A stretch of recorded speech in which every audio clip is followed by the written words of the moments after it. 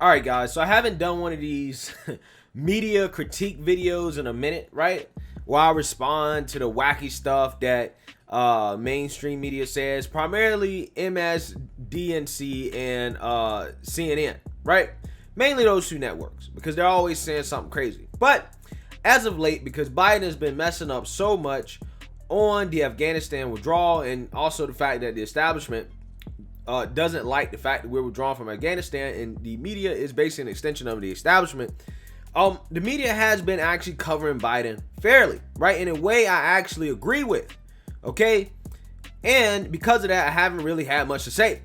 However, Don Lemonhead, right, comes out and simps for Biden. And we all knew it was coming, right? We all knew it was coming.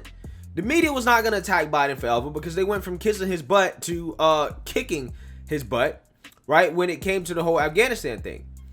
So at some point, some of them were going to go back to the butt kissing. And it seems like Don Lemon is headed there, as he's basically asking us to give Biden a break, right? Cut him some slack, right? Cut him some slack on this Afghan withdrawal. And it's funny that he's asking us to cut some slack because I don't remember him ever asking for us to give Trump some slack, right? The mainstream media went after him relentlessly before the man even got in office, okay? They said he was illegitimate because of Russia, right? So they never treated him as a legitimate president. They never accepted it. Now they're saying we need to give Biden a break. I don't think so. But let's listen to what Don Lemon has to say and go from there. I think that, we should be a little bit more level-headed about this. We got out of a war. Many people didn't agree with the way that it ended. Okay. Nobody agreed with the way that it ended, right? Nobody agreed with the way that it ended. People agreed that it should end, but nobody agreed with the way that it actually ended. That's why Biden's approval rating is in the tank right now. That's why 32% of Democrats want this man out of office, right? A third of his party thinks this man should be impeached over what happened in Afghanistan. Okay? Like, that's bad. That's really bad. A third of your party wants you impeached out of office. That's unprecedented. I don't think Trump has ever had 30% of Republicans that feel like he should be impeached, right, out of the office. So how do we move forward from here? I think you have to also look at the number of people they got out. And I think the obviously the administration, the Trump administration, for brokering these deals with the Taliban, and the Biden administration for however you feel about how they got out. But I think you have to give them some credit for what, number one, getting out, and number two, getting as many people out as possible.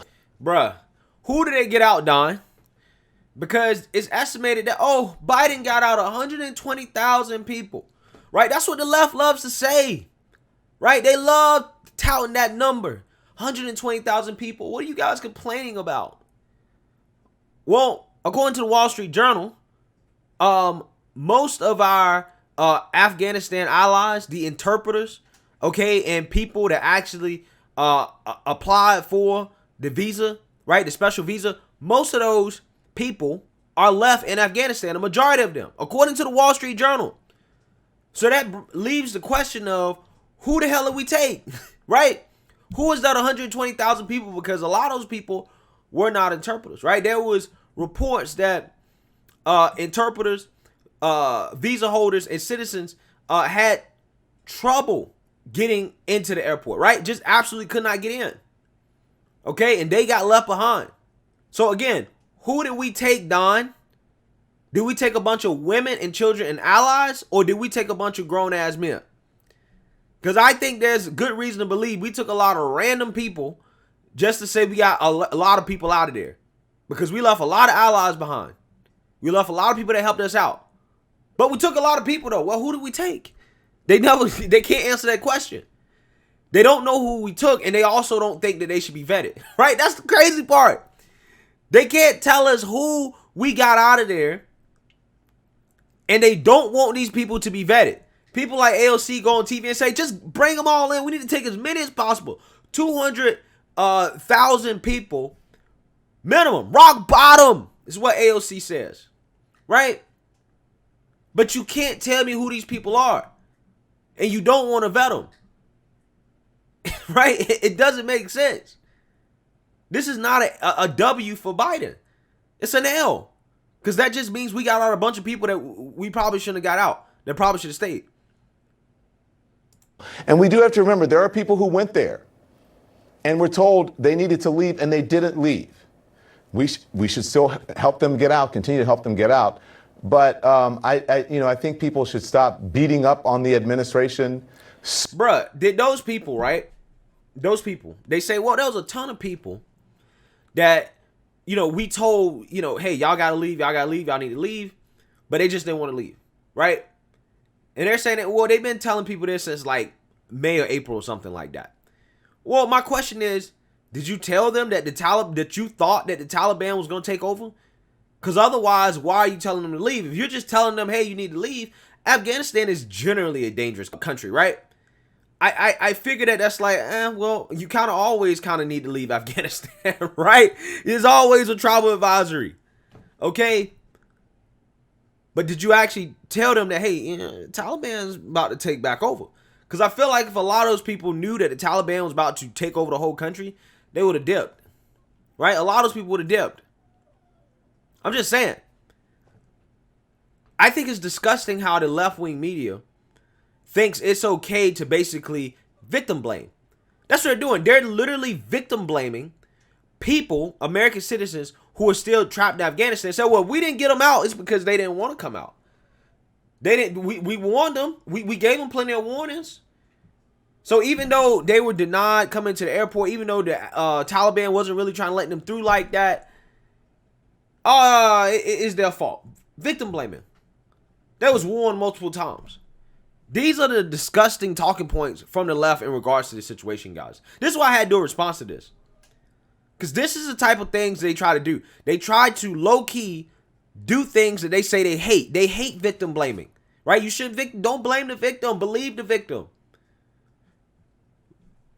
You're victim blaming U.S. citizens who are trapped in Afghanistan, basically saying it's their fault they didn't get out because you want to kiss Biden's butt. So much because no matter how it ended, everyone wasn't going to be happy with the way it ended. So if there's any silver lining in this, it's going to be what happens going forward. You can't change the past. You can't bring those lives back, as awful as that is. And so, I just think that sometimes, I think the administration is getting beaten up on this a little bit too much because there's a lot of blame to go around from Ford. Wait, so you're saying, well, we got to move on because we can't bring those lives back, right? He's getting beat up too much. Well, a lot of people are saying we shouldn't have lost lives in the first place, right? We shouldn't have lost lives in the first place because there are generals that have came out and said there was a middle option, right? We could have kept giving air support to the Afghanistan army, right? We could have kept enough troops there to hold off the Taliban with minimum casualties, right? Because most of the stuff will be done with drones, right? In our Air Force. Tactics that don't put human lives at risk all that much, right?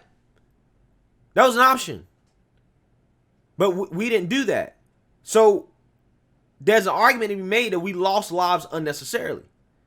That's what people are saying. That's the criticism. And so, no, we just can't move on, right? He doesn't get a mulligan for that. No, he has to be criticized for that. People lost their lives, arguably, unnecessarily. Different presidents and who actually didn't have the guts to get us out of Afghanistan because they were afraid of this moment and what an exit might look like. Not really. I wouldn't say that for Trump. I would say for Trump tried, right? It's just the military industrial complex was like, no. I've talked about this. Like, Trump actually really tried to pull our military out. He tried. The military just said, no, we're not. We're not going to do it, right? And he kind of played public pressure on Afghanistan in regards to that deal in terms of trying to finally get like a solid withdrawal date. Trump really pushed that, right? He really tried to get us up out of there. The left tries to say that Trump, he was pretending. No, Trump was not pretending. If he was pretending, he wouldn't have signed that deal, right? He tried. Biden was the one that had executed. Unfortunately, Biden failed. You can see getting all those people out was a success. You can see that, and I do. Getting all those people out was a success. Okay, again, Don, who did we get out? They don't want to mention that. Who do you got? Again, was it a bunch of men or was it women and children and allies? Who do we get out? How can you call something a success and you don't even know who we got out? And we lost 13 lives in the process. That's supposed to be a success? Taliban took over the whole country. That's a success? We literally went to war 20 years ago and spent $2 trillion in the process to make sure that the Taliban was not running the government. However, 20 years later, again, and $2 trillion later, they're still running the government, right? So how is that a success? I don't understand. Do believe that there's going to have to be accountability. We're going to have to find out exactly what happened and what went wrong. I just want a plan and an urgency to get the people out there now that you promised. Yeah, I think it's it's TBD, to be determined. We're still seeing. Bro, ain't it crazy when Fredo is the voice of reason, right? When Chris Cuomo is the voice of reason on the show, when he's like, Don, come on, bro. We got to get the Americans that are there out. Like, you can't, like, we promised that anybody who wanted to leave would leave. Like, we made that promise. We cannot break that promise. Ain't it crazy when Chris Cuomo, the same guy who thought it was a good idea to have his brother on his show, right? In the midst of the pandemic, right? And covering the pandemic, okay? That thought it was a good idea to advise his brother behind the scenes on various allegations. Is the voice of reason when talking to Don Lemon about Afghanistan, right? Like, it's crazy how that works. But sometimes, you know, on certain issues, Don Lemon is the voice of reason, okay? But it's just not very often. I know. I'm just saying what I saw today. You can't get them all out in 5 minutes. You can't get them all out yesterday. So what happens going forward, if we continue with this effort to get them out and we start getting them out, as many out as possible, then I think that we should stop all, you know, running around like, oh my gosh, I can't believe we left so many people behind. But here's the one we thing don't know that if we left them behind. Yeah, but you never stopped when it came to Trump. You never stopped. And you never asked anybody to stop. Behind yet. I hear you, but Don, he says, we don't know how many people we left behind. As if that changes anything. What are you talking about, Don?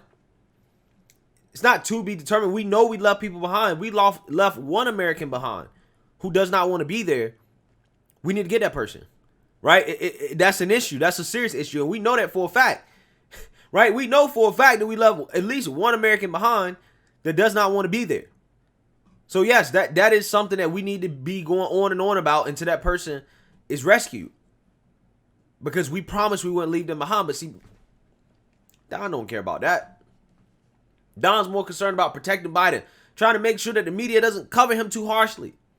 Never heard this when it came to Trump, right? When it came to the Russiagate allegations, complete hogwash. I never heard from Don Lemon. Stop accusing the president of not being legitimate and saying that he colluded with Russia when we don't have evidence to do so. Can you guys stop doing that? Maybe you guys have been a little bit too harsh on Trump, right?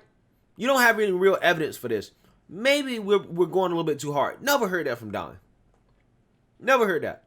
When Trump got impeached both times, I never heard from Don Lemon. Maybe y'all doing this a little bit too recklessly. Maybe you're setting a dangerous precedent here about, you know, impeaching a man for things that really aren't solid reasons to impeach somebody. Nope, never heard it. Never heard it. Anything Trump said that was bad and the media covered it nonstop like they did, Don Lemon didn't come out here and say, oh, give him a break. He participated in it. And then he wants us to give Biden a break. I don't think so. It's easy to be level-headed when nobody's chasing you with a machete. Yeah, exactly. I agree with that. It's easy to sit there on TV and act like, oh, it's not a big deal and y'all need to be level-headed and blah, blah, blah, blah, when you're not the one that's trapped in Afghanistan surrounded by the Taliban, okay? Again, shows Don Lemon's elitism, right? Shows his very narrow worldview, okay? So, let me know what you guys think. Make sure you like, comment, and subscribe. Most importantly, share a Black conservative perspective. Peace.